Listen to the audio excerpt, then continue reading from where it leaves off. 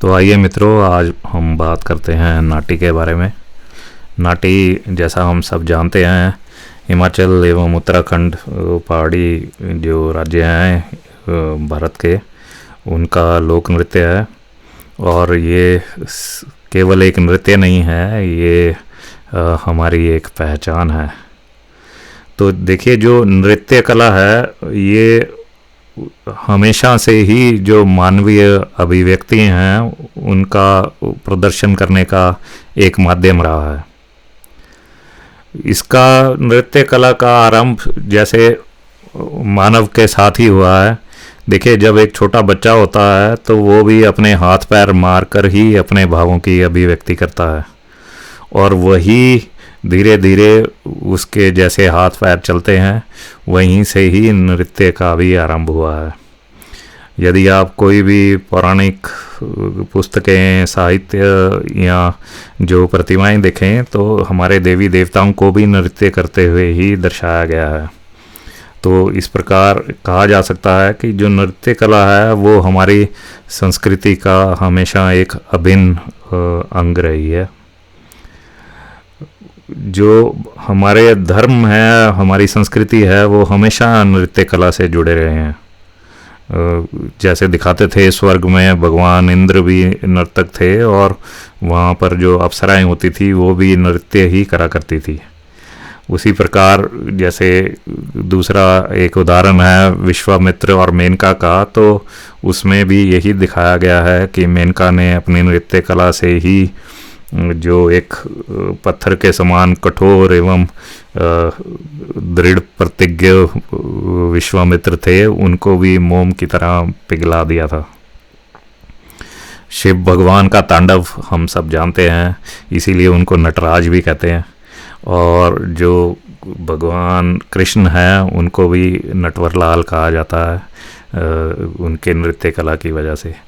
और जो ये नाटी है, इसका ये मान्यता है, ये कहा जाता है कि जो नाटी का जो ओरिजिन है, जो नाटी शुरू हुई है, वो श्री कृष्ण की जो गोपियों के साथ रासलीला होती थी कि इसका वहीं से ही एक जो नाटी है इसका आरंभ वहीं से हुआ।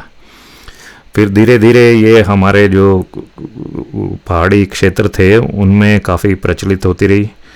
अब तो देखिए, पूरे हिमाचल में ही और पूरे उत्तराखंड में ही नाटी इतनी प्रचलित है। जो वरना जो असली में हमारी नाटी होती है, जो हमारे को जो जिसकी छवि हमको दिखती भी है, उसमें यही होता है कि हमारी पारंपरिक वेशभूषा में और पारंपरिक जो वाद्य यंत्र हैं उनके साथ विभिन्न क्षेत्रों के लोग विभिन्न प्रकार से नाटी करते हैं। कुल्लवी नाटी, सिरमौरी नाटी, शिमला की नाटी, टिहरी गढ़वाल की नाटी, ये सब नाटियाँ एक दूसरे से भिन्न हैं। और वेशभूषा, संस्कृति और इवन लोकगीत भी हमारे सब क्षेत्रों के अलग अलग हैं। परंतु फिर भी नाटी जो एक ऐसा नृत्य है कि किसी भी क्षेत्र का संगीत हो, कोई भी लोकगीत हो, और आप कहीं के भी रहने वाले हों, फिर भी आप सहजता से सबके साथ नाटी कर सकते हैं। तो यही एक सबसे बड़ी विशेषता है जो नाटी हमारी संस्कृति का इतना अभिन्न अंग है। देखिए, हमारी हिमाचली होने की एक प्रकार से पहचान ही हमारी वेशभूषा, हमारी हिमाचली टोपी और हिमाचली नाटी है।